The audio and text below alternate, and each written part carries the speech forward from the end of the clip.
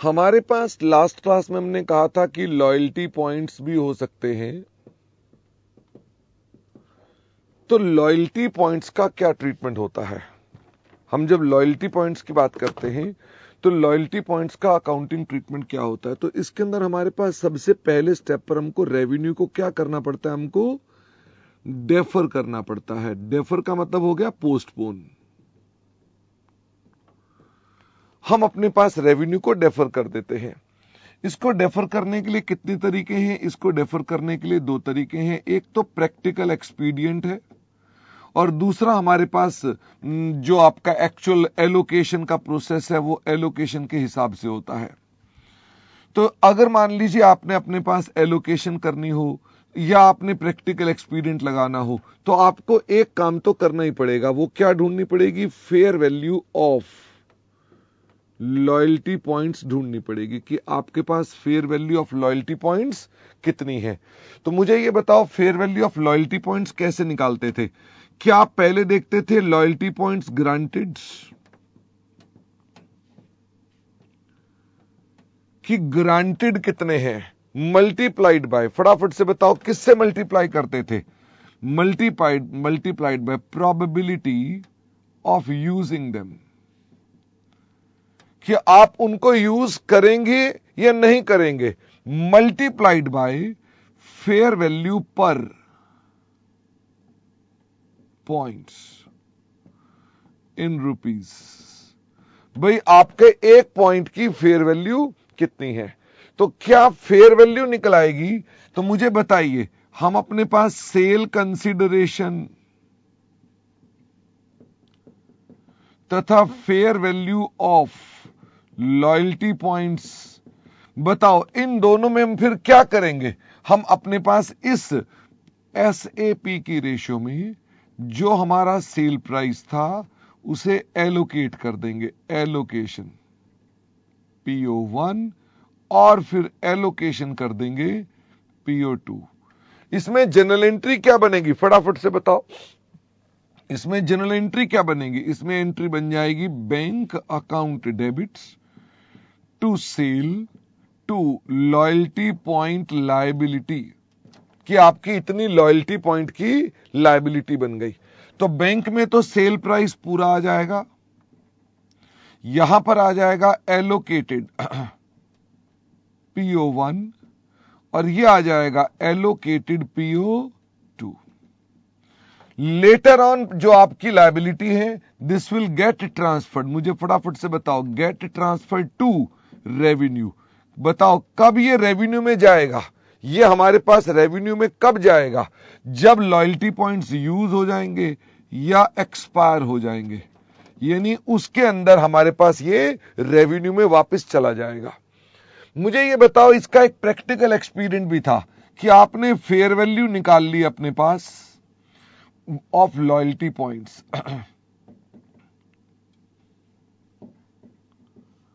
और आप इसकी एक जनरल एंट्री डाल दो, कोई एलोकेशन का चक्कर नहीं। बताओ क्या एंट्री डलती थी इसके अंदर?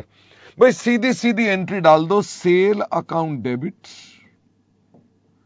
To loyalty point liability with the amount of fair value of loyalty points, कि आप अपने पास उसकी क्या बना दो? लायबिलिटी बना दो। क्या ये लायबिलिटी फिर से later on get transfer to revenue? The answer is yes. ये भी क्या चली जाएगी? वापिस रेवेन्यू में चली जाएगी।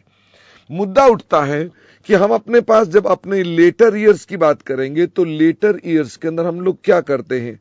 लेटर ईयर्स के अंदर जो रेवेन्यू आपने डेफर कर लिया जो रेवेन्यू आपने डेफर कर लिया, हम इसको अपने पास फिर से सब्सीक्वेंटली रिवाइज करते हैं एट ईच ईयर एंड। तो मुझे बताओ इसके लिए हम क्या करते हैं? जो आपका रेवेन्यू डेफर्ड था, जो आपने रेवेन्यू डेफर किया था, मल्टीप्लाइड बाय जो आपने सब्सीक्वेंटली डेफर करना है, वो कैसे निकाला जाएगा? Points still expected to be used. हमें कितने पॉइंट्स लगते हैं कि यूज हो जाएंगे, डिवाइडेड बाय, किससे डिवाइड करेंगे, total points used plus expected to be used. क्या ये बेस्ट एस्टिमेट्स हैं? द आंसर इज यस, ये बेस्ट एस्टिमेट्स हैं। कौन सी डेट के बेस्ट एस्टिमेट्स हैं? जिस बात आप best estimates at year end, जिस साल के लिए आप काम कर रहे हैं उसके बेस्ट एस्टिमेट्स हैं। मुझे ये बताइए, अगर रेवेन्यू डेफर हो जाएगा तो मैं आपसे पूछूं रेवेन्यू कितना रिकॉर्ड हो जाएगा, तो मुझे फटाफट से बताओ भाई, इतना आपके पास अभी भी लायबिलिटी है, तो जो आपके पास ओपनिंग बैलेंस था, अगर ओपनिंग बैलेंस में और इसमें डिफरेंस निकाल दोगे तो क्या मेरे पास बैलेंस क्या निकल आएगा, फटाफट से बताओ। वो मेरा निकल आएगा रेवेन्यू, जो कि आपके पास अल्टीमेटली ट्रांसफर होना है। तो हमने इसके ऊपर कुछ क्वेश्चंस किए थे। वो कौन कौन से क्वेश्चंस थे जो हमने इस मुद्दे पर क्वेश्चन किए थे? वो थे हमारे लॉयल्टी पॉइंट्स पर। एक तो था क्वेश्चन नंबर 92। और बताना जरा कौन कौन से क्वेश्चंस थे। हमने लॉयल्टी पॉइंट्स के ऊपर एक क्वेश्चन 92 किया था। इसके अलावा 94, 95, इसके अलावा क्वेश्चन नंबर 100 ये 92 ही है, दोनों सेम है। इसका मतलब हम 92 कर चुके तो 100 भी सेम है। ये हमने अपने पास क्वेश्चंस डिस्कस किए थे कि आपको ये क्वेश्चंस करने चाहिए थे। इसके अलावा मैंने आपके साथ कल स्टार्ट किया था अपने स्टैंडर्ड का आखिरी भाग। वो कौन सा था? वो हमारे पास पार्ट था स्पेशल सिचुएशंस। वो पार्ट था हमारा स्पेशल केसेस। तो मुझे बताओ स्पेशल केसेस में कौन कौन से स्पेशल केसेस हमने किए थे। हमने एक तो किया था कंसाइनमेंट का। तो कंसाइनमेंट के अंदर अगर हम एंटिटी क्या कर रही है, एंटिटी गुड्स दे रही है टू कंसाइनी, तो हमने कहा हम उसको सेल रिकॉर्ड करते हैं when goods are actually sold to third party by consignee. जब कंसाइनी उस किसी को और बेच देता है। How do we identify consignments? हम कंसाइनमेंट को आइडेंटिफाई कैसे करेंगे, क्योंकि उसी में तो फिर आपको ये करना है। उसके अंदर entity does not have right, entity के पास नहीं है, बताओ क्या नहीं है, right to receive payment for goods delivered. जो हमने माल दे दिया उसके बदले में पैसे लेने का राइट नहीं है। And entity has right to move goods, वो उन गुड्स को मूव कर सकता है। किसको मूव कर सकता है? टू अनदर पर्सन, वेंडर या रिटर्न। भाई वो कहीं पर भी और कह सकता है कि सामान, ये दोनों शर्तें पूरी हो जाएं तो हम क्या बोलते हैं? कंसाइनमेंट बोलते हैं। मुझे इसके क्वेश्चन भी बताना कौन कौन से थे।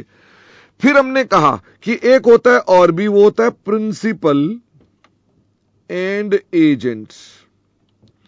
प्रिंसिपल एंड एजेंट, तो हमने इसमें क्या बताया था? इफ जो हमारे पास एंटिटी है इज प्रिंसिपल, अगर वो प्रिंसिपल है तो मुझे बताओ देन रेवेन्यू कितना रिकॉर्ड करेंगे? देन रेवेन्यू कितना रिकॉर्ड करेंगे? रेवेन्यू रिकॉर्ड करेंगे ग्रॉस अमाउंट। और अगर एंटिटी कौन है? एजेंट, तो रेवेन्यू कितना रिकॉर्ड करेंगे? सिर्फ कमीशन का अमाउंट, सिर्फ कमीशन का अमाउंट। ओके, कंसाइनमेंट पर क्वेश्चन नंबर 25 है। अब मुझे यह बता दीजिए कि हम इसके अंदर भी जब चलते थे तो मैंने इसके अंदर बताया था हाउ टू वी नो, कैसे पता चले, हाउ टू आइडेंटिफाई एजेंट्स। तो मैंने कहा इसके अंदर भी 3 बातें थी कि हमारे पास 3 बातें इसके अंदर भी सेटिस्फाई करनी पड़ती है। मुझे फटाफट से बताओ एजेंट कौन होगा? एजेंट जो होगा वो डज नॉट, या उसकी responsibility is to satisfy contract requirements. भाई कॉन्ट्रैक्ट में वो सिर्फ आपको मदद करेगा, वो आपको राइट दिलाएगा। किसका राइट दिलाएगा? टू प्रॉमिस्ड गुड्स और सर्विसेज, बट नॉट डिलीवर, वो डिलीवर नहीं करेगा प्रॉमिस्ड गुड्स एंड सर्विसेज। वो प्रॉमिस्ड गुड्स एंड सर्विसेज खुद नहीं देगा, वो उसके लिए क्या दिलाएगा? वो उसका सिर्फ एक राइट दिला देगा कि साहब ठीक है, आपके पास ये राइट है कि आप ऐसा कर सकते हो। Number 2, agent does not have rights to pricing. क्या वो प्राइसिंग करना खुद कर सकता है कि भाई इसकी प्राइसिंग कितनी होनी चाहिए? नहीं कर सकता। और उसके पास नहीं है, does not have inventory risk, यानी उसका माल बिके चाहे ना बिके उसको ये भी रिस्क नहीं होता है। तो इन्हें क्या बोलते हैं? इन्हें बोलते हैं हम लोग अपने पास प्रिंसिपल्स एंड एजेंट। और एजेंट के अंदर आपको ये रेवेन्यू के बारे में बात समझनी है। फिर हमने कहा कि कई बार हम लोग रीपरचेज के कॉन्ट्रैक्ट्स कर लेते हैं। तो रीपरचेज के कॉन्ट्रैक्ट्स हैं, तो आपको सबसे पहले इसमें देखना पड़ेगा कि रीपरचेज आउट ऑफ मनी है या रीपरचेज इन मनी है। तो मुझे फटाफट से बताओ, अगर रीपरचेज आउट ऑफ मनी है तो क्या रिकॉर्ड कर देंगे सेल को 115 पर? फिर तो हम बोलेंगे साहब कोई दिक्कत की बात नहीं, हम उसको रिकॉर्ड कर सकते हैं। इसके क्वेश्चन है 26, 27, 28। तो हमने कहा हम अपने पास अगर रीपरचेज आउट ऑफ मनी है तो हम क्या कर देंगे? रिकॉर्ड सेल कर देंगे। और अगर इन मनी है तो फिर आप ये देखेंगे कि क्या हमारे पास रिटर्न जो आने वाली है वो एट लो प्राइस आने वाली है या रिटर्न जो आने वाली है वो एट हाई प्राइस आने वाली है। तो मुझे फटाफट से बताओ, अगर वो लो प्राइस पर आने वाली है तो हम उसे क्या ट्रीट करते हैं? Treat it as lease under Ind AS 1116 में चला गया। और अगर वो रिटर्न किस पर आने वाली है? हाई प्राइस के ऊपर रिटर्न आने वाली है, तो हम उसे क्या ट्रीट करेंगे? Treat it as financing contract. हम उसे फाइनेंसिंग कॉन्ट्रैक्ट मानते हैं, जो कि कहां पर चला जाएगा? 109 में चला जाएगा। This will go to 119। इसके भी आपके पास कुछ क्वेश्चंस होंगे। फिर हमने आपको इसके अलावा बताया कि जो लाइसेंस होते हैं, चेयर दे दीजिए। अच्छा, गौरव ने कहा इसका क्वेश्चन नंबर 66 एंड 67 है। 66 एंड 67 है, ओके। और 28 नहीं है, 118 है। ओके, बच्चे ने कहा ये 28 नहीं है, 118 है, तो 118 कर दूं ना इसको। अच्छा, लाइसेंस की अगर हम बात करें तो लाइसेंस के अंदर हमने आपसे क्या कहा कि लाइसेंसेस को हमने 3 भागों में कर दिया। एक तो हमने बात कर दी म्यूजिक एंड फिल्म्स। इसके लाइसेंस में क्या एंटिटी को कोई काम करना पड़ता है after giving licence? No performance needed.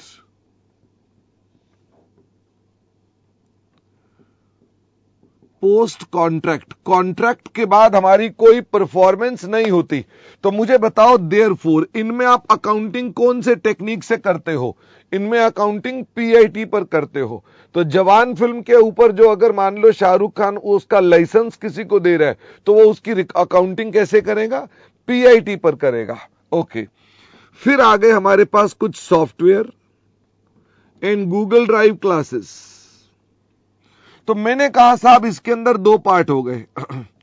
एक तो हो गया सॉफ्टवेयर ऑब्लिक क्लासेस, एक हो गए उनके अपग्रेड्स या अपडेशंस या अमेंडमेंट्स या live sessions.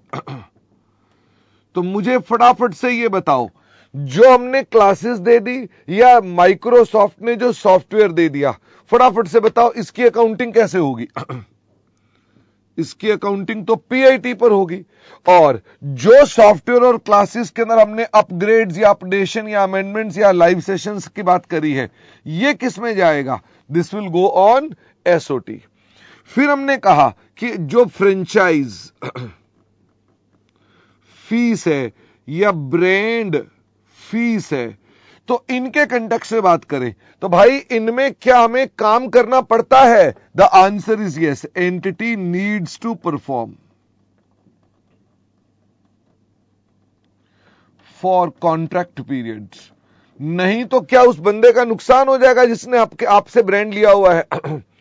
Needs to perform for contract, इसको बोलते हैं मेंटेनेंस के काम करने पड़ेंगे, मेंटेनेंस के एक्शंस लेने पड़ेंगे।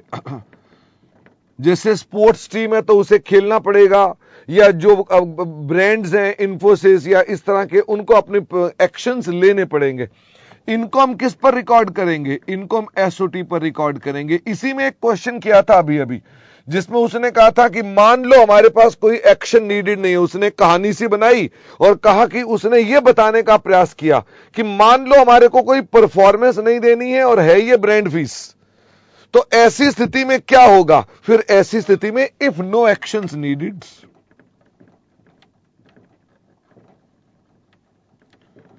देन ये किस पर जाएगा? पीआईटी। तो इसका कौन सा क्वेश्चन था? इसका क्वेश्चन साक्षी ने बताया 72 और 69 से लेकर 72 वैसे हैं, 69 से लेकर 72 प्लस 86 क्वेश्चन।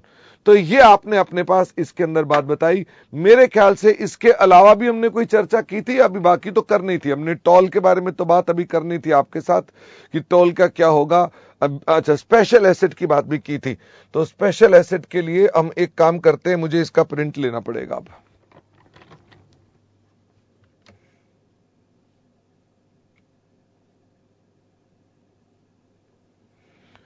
ये लीजिए, इसका प्रिंट ले लिया तो ये आपको मिल जाएगा आपके पास एलएमएस पर। तो मुझे ये बताइए कि इसके अलावा हमने एक स्पेशल एसेट्स की बात भी करी थी। स्पेशल एसेट्स क्या होते हैं? स्पेशल एसेट्स होते हैं हम अपने कॉन्ट्रैक्ट में टू सेटिस्फाई कॉन्ट्रैक्ट वी इनकर कॉस्ट्स। हम अपने कॉन्ट्रैक्ट को सेटिस्फाई करने के लिए कॉस्ट इनकर करते हैं। अब मेरे पास मान लो कॉन्ट्रैक्ट है एसओटी पर और मान लेते हैं 5 इयर्स का है, तो मुझे यह बताइए, तो हम रेवेन्यू तो रिकॉर्ड कर देंगे, वो तो एमओपी बेस्ड रेवेन्यू रिकॉर्ड कर देंगे कि हमारा एमओपी के हिसाब से रेवेन्यू रिकॉर्ड हो जाएगा। तो क्या मेरी कॉस्ट भी एमओपी पर बेस्ड आएगी? तो यह तो बड़ी प्रॉब्लम वाली बात है। वी डोंट नो कि कॉस्ट कैसे कैसे आएगी। तो इसलिए हमारे स्टैंडर्ड ने आपसे बोला कि ऐसा हो सकता है कि इस कॉस्ट में इंक्लूडेड हो परचेज ऑफ पीपीई, यानी कॉस्ट को सेटिस्फाई करना है पर आपको पीपीई खरीदना पड़ गया। जैसे मैंने भारत मंडपम में कहा कि उनको मोटरें खरीदनी पड़ गई। इसके अलावा क्या उन्हें इंक्लूडेड परचेज, उन्हें खरीदना पड़ेगा, इंक्लूड्स पर इंक्लूडेड परचेज में क्या है? कोई हो सकता है सॉफ्टवेयर परचेज कर रखे हो, भाई वो फाउंटेन चलेगा तो उसका कोई हो सकता है सॉफ्टवेयर हो, तो वो भी हमारे पास हो सकता है। तो ये हमारे पास सॉफ्टवेयर परचेज हो गए। इसके अलावा क्या हमारे पास हो सकता है हमने इसके अंदर कोई परचेज कर रखी हो, कोई डिजाइन, कोई टेस्टिंग की हो हमने, या कोई भी ऐसे खर्चे जो हमारे पास टू ऑब्टेन कॉन्ट्रैक्ट्स हमने कमीशन पे कर दी। भाई अल्टीमेटली तो ये इनका फायदा कितने साल तक मिलेगा? ये तो ओवर द पीरियड ऑफ फायदा मिलेगा।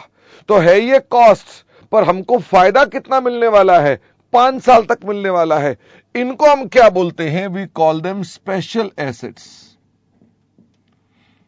अंडर इंड AS 115, जिनको हम क्या करेंगे? क्या इनको हम अमोर्टाइज कर देंगे? The answer is yes. कितने पीरियड में? Over the life of contracts, oblique useful life, which ever is shorter. जो भी शॉर्टर पीरियड है, भाई कॉन्ट्रैक्ट जल्दी खत्म हो जाएगा तो फिर आप उसमें राइट ऑफ कर देंगे, लाइफ जल्दी खत्म हो जाएगी तो उसमें राइट ऑफ कर देंगे। तो हम इसको अपने पास इस तरह से राइट ऑफ करेंगे। मुझे बताओ इसके अंदर कौन से खर्चों को नहीं लेना, जैसे कि कोई एडमिनिस्ट्रेशन के एक्सपेंसेस हैं वो मत लेना, कोई सेलिंग एक्सपेंसेस हैं, ये रियल में कौन से खर्चे हैं, ये इंक्रीमेंटल कॉस्ट्स हैं। इंक्रीमेंटल कॉस्ट मतलब जो कॉस्ट हमने इसी कॉन्ट्रैक्ट के लिए खर्च की है। जनरल खर्चों को आप इसके अंदर, आप ये नहीं कह सकते हम जनरल खर्चों को उठाकर इसको स्पेशल एसेट बना दें, तो आप जनरल खर्चों को अपना ये स्पेशल एसेट नहीं बना सकते हैं। जो पीपीई और सॉफ्टवेयर्स हैं ये कहां चले जाएंगे, ये इंड एस 16 में और ये इंड एस 38 में चले जाएंगे, यानी ये अपने अपने केसेस में वहां पर चले जाएंगे।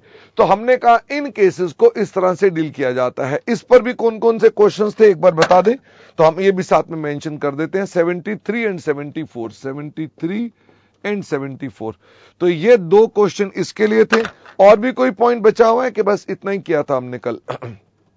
आई थिंक यही डिस्कशन किया होगा और तो कोई बचा नहीं होगा। तो मैं इसका भी प्रिंट आउट ले लेता हूं और इसके प्रिंट आउट के बाद फिर हम आपके साथ अपना आखिरी पार्ट डिस्कस करेंगे।